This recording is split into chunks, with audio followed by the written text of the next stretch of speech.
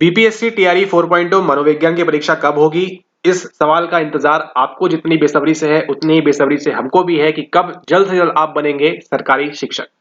बात करने वाले हैं आज के इस वीडियो में कि देखिए काफी सारी यहाँ पर जो है अफवाह के तौर पे कह सकते हैं या फिर अर्ली इंफॉर्मेशन के तौर पे कह सकते हैं या फिर कुछ खुफिया जानकारी जो लोगों को प्राप्त हो रही है उसके मुताबिक अगर हम बात करें तो आपकी इस परीक्षा के बारे में आधिकारिक रूप से फिलहाल अभी भी कोई सूचना नहीं है। ठीक है, तो आपने क्या करना है क्या नहीं करना है आज की इस वीडियो के बारे में बात करेंगे हम डिटेल के अंदर इस वीडियो के अंदर। ठीक है, और आपने कितना इन चीजों पे ध्यान देना है कितना इन चीजों पे ध्यान नहीं देना है उन सब के बारे में भी बात करेंगे। ठीक है, फिलहाल देखें आपका टीआरई 4.0 में कौन बच्चे शामिल हो सकते हैं जिन्होंने पिछली बार का जो एस्टेट हुआ था उसको यहाँ पर क्लियर कर लिया हुआ है।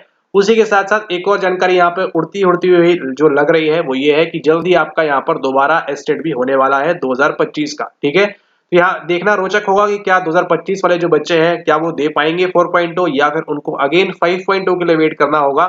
ठीक है, ये जो मामला बड़ा पेचीदा है और बड़ा ही असमंजस वाला है क्योंकि यहाँ पर काफी सारी चीजें चल रही हैं बैकएंड में, लेकिन उसके बावजूद भी फिलहाल अगर हम बात करें आज की तारीख में तो आज की तारीख में अगर 4.0 की वैकेंसी निकलती है तो जो लोग ने एस्टेट ऑलरेडी क्लियर करके रखा हुआ है उनको 100% ये परीक्षा देने को मिलेगी।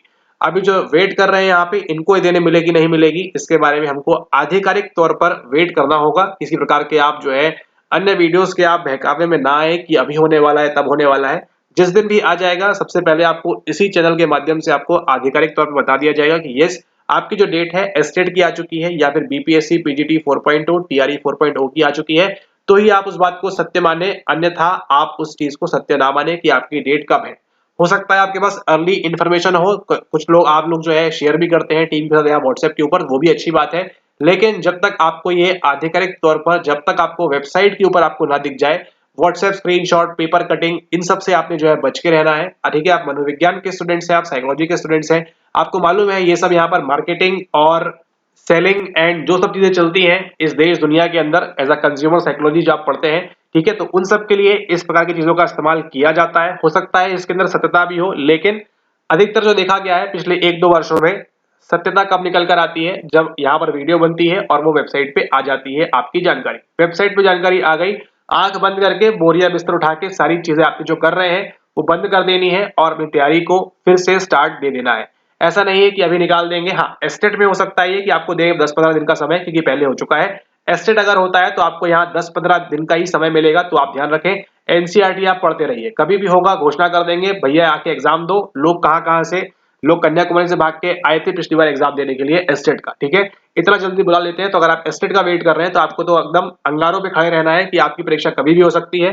आपको रेडी रहना है, 15 से 5 से 2 दिन के अंदर भी अगर आपको बोले तो आपको परीक्षा देने के लिए वहां पर रेडी रहना है। लेकिन बात करें अगर यहाँ पर पीजीडी तौर पे तो पीजीडी तौर के ऊपर आपको अप्रोक्सीमेटली 1 से 2 महीने का समय आपको मिलना चाहिए बड़े आराम से। ठीक है, 1 से 2 महीने का समय आपको बड़े इजीली दिया जाएगा। यहाँ पर 30 टू 45 डेज आपको प्रिपरेशन के लिए, उसमें फॉर्म फिलिंग होगी है ना, कितनी क्या भर्तियां हैं वो सब आएंगी, और ऐसी वीडियो से भी आपने दूर रहना है कि इतनी सीटें हैं इतनी सीटें नहीं है। जो भी होगा जब वो नोटिफाई करेंगे तब आपको मालूम पड़ जाएगा, उसी को आप सत्य मानने। ठीक है, और आपको जो है अपनी उस एक सीट के लिए फाइट करना है जिसके लिए आप प्रिपेयर कर रहे हैं। आप अगर आप एलिजिबल हैं, सिंपल सा एक बात ध्यान रखिए, मूल मंत्र, अगर आप 4.2 दे रहे हैं दुनिया गई यहां वहां, आपकी एक सीट आपको मिलनी चाहिए। आपका फोकस केवल यहीं पर होना चाहिए। दूसरा अन्य क्या कर रहा है क्या नहीं कर रहा है, कितनी सीटें हैं, कौन सा कोटा है कौन सा कोटा नहीं है, कितने बैकलॉग है, क्या सब चीजें हैं, ये सब उनके काम है जिनको पास नहीं होना है। जिनको पास होना है उनका क्या काम है, 4.2 में एलिजिबल हूं, मैं बैठ रहा हूं बैठ रही हूं, मुझे अपनी एक सीट चाहिए, बाकी मुझे दुनिया से कोई मतलब नहीं। ठीक है, आपको सरकारी शिक्षक बनना है, ना कि आपके दूसरे बाजू वाले को, ना आपके पड़ोसी को, ना आपके भाई को, ना आपके भाई बहन को। ठीक है, उनको ही बनना होगा, वो अपना देख लेंगे, लेकिन आपको थोड़ा सा मतलब ही होना है और आपको केवल अपनी एक सीट से मतलब है कि मुझे ये सीट मिलनी चाहिए चाहे वो किसी भी हालत में क्यों ना हो। ठीक है, क्योंकि कंपटीशन जो है तगड़ा रहने वाला है। पिछली बार कट ऑफ देखा आपका 45 बढ़ के गया है और आगे भी इस प्रकार से कट ऑफ बढ़ेगा, इस बात को आपको ध्यान रखना है। ठीक है, और जितना देरी हो रही है उतना लोगों के पास यहाँ पर पढ़ने के लिए समय है। खैर लोग यहाँ पर कुछ पढ़ रहे हैं वो अलग बात है, लेकिन आप स्मार्ट लोग हैं, आपने ध्यान रखना है एनसीईआरटी पे जो है पूरा फोकस बना के रखना है। मैक्सिमम सवाल आपका 60% सवाल यहीं से आएगा। कट ऑफ आपका देखिए 50% भी नहीं जाता है। ठीक है, अभी तक नहीं गया है, इस बार जा सकता है 50% के ऊपर 120 में से। ठीक है, लेकिन एनसीईआरटी को पकड़ के चलेंगे तो आपके लिए राह जो है आसान हो जाएगी गवर्नमेंट टीचर बनने की। एक सीट पे आपका जो ध्येय है उसको यहाँ बना के रखें, उसके अलावा यहाँ पे किसी भी बातों से आपने विचलित नहीं होना है, ठीक है। हाँ, मान सकते हैं यहाँ पे देखिए मोटिवेशन बहुत ही लो है, कंप्लीटली एग्री करते हैं इस बात से। मोटिवेशन, अभिप्रेरणा इतना पढ़ते हैं पढ़ाते हैं, ये आपका बहुत कम है। लाजमी सी बात है, यहाँ पर आपका भी है हमारा भी है। क्यों? क्योंकि हमारे पास यहाँ पर एग्जाम की डेट नहीं है कि किस प्रकार से हमको प्रिपेयर करना है, उसके बारे में यहाँ पर कोई भी जानकारी नहीं है। जैसे ही डेट आ जाएंगी, आपके जो भी लोग हैं यहाँ पर जुड़े हुए हैं उनकी वीडियोस प्रारंभ हो जाएंगी, मॉक टेस्ट जो है और अपडेट करके लाएंगे। पुराने मॉक टेस्ट छोड़िए और आपके लिए बीपीएससी के लिए, पीजीटी के लिए और तगड़ी तैयारी के लिए इस बार और अपडेट होकर मॉक टेस्ट आएंगे। जितने आपने पुराने लगा लिए हैं उतना ठीक है, आगे और आपको नए नए धमाकेदार मिलेंगे। ई बुक आपके लिए आ चुकी है, उससे भी आप सवाल लगाएं, ठीक है। ये वाली अगर आपके पास ऑलरेडी है तो इसमें देखिए भरमार है सवालों की, यहाँ पर कमी नहीं है सवालों की, इतने सारे सवाल दिए हुए हैं यहाँ पर, तो उनको लगाएं आप बड़े अच्छे तरीके से और यहाँ से भी आपको सवाल देखने मिलेगा अधिक से अधिक, ठीक है। तो तैयारी तो जो है आपको यहाँ पर जोर शोर से करनी है, करा भी रहे हैं, आपको इसी बात का ध्यान रखना है। और जैसे ही आपकी 4.0 की वैकेंसी आ जाएगी, आपकी जो वीडियोस, स्पेशल वीडियोस रुकी हुई हैं, बनी हुई है यहाँ पर, ठीक है, ऑलरेडी वो आपकी अपडेट हो जाएंगी और आपको वो देखना स्टार्ट कर देना है, ताकि आप भी क्या आ जाएंगे उस टाइम एग्जाम मोड में आ जाएंगे, ठीक है। उस समय अभी आप कितनी भी तैयारी कर लीजिए, कितना भी आप पढ़ लीजिए, कितना भी आप एनसीईआरटी रट लीजिए, लेकिन अगर आप एग्जाम के 1-2 महीना पहले सीरियस होकर अगर आपने पढ़ाई नहीं की तो ये सब आपका जो है व्यर्थ जाने वाला है। हाँ, कंटिन्यू अगर कर पाएंगे, उतना आपका मोटिवेशन लेवल है, कंटिन्यू कर पा रहे हैं आप यहाँ पर तो अच्छी बात है। लेकिन अगर नहीं भी कर पा रहे हैं तो क्या करना है, आपने एनसीईआरटी की रीडिंग लगानी है। जो आपके पिछले ग्लॉसरी दी हुई है उसको आप पढ़ें अच्छे से, ठीक है। एनसीईआरटी के जो ब्लैक ब्लैक शब्द हैं, ठीक है, दिए हुए हैं, लिखे हुए हैं, उनको आप करें। इस किताब के जो सवाल हैं उनको आप लगाएं यहाँ पर, ठीक है। बार बार इन सवालों को लगाएं ताकि आपको जो है, अगर एग्जाम के पूर्व आप कुछ नहीं भी पढ़ पाते हैं, कुछ छूट भी जाता है, तो उसको आप इजीली वहां पर टैकल कर सके, ठीक है। और जैसे ही आपकी डेट आ जाएगी 4.0 वाले की, पूरा आपको जो है, आपके दुनिया के किसी भी कोने में हो, सब कुछ छोड़ के आपको जो है 1 से 2 महीना अपना उस कंप्लीट तैयारी में दे देना है।